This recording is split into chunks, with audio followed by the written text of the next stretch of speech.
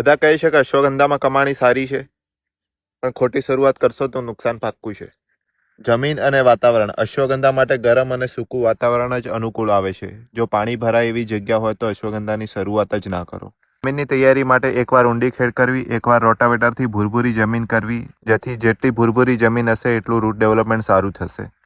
બીજ અને વાવણી. આ ટાઈપનું બીજ હોય છે, એનું પ્રતિ એકર લગભગ 3 થી 5 કિલો બીજ પૂરતું હોય છે. લાઇન ટુ લાઇન 1 ફૂટનું અંતર અને પ્લાન્ટ ટુ પ્લાન્ટ પણ 1 ફૂટનું અંતર રાખવામાં આવે છે. જૂન જુલાઈ વરસાદની સિઝન વખતે સૌથી બેસ્ટ વાવણીનો સમય.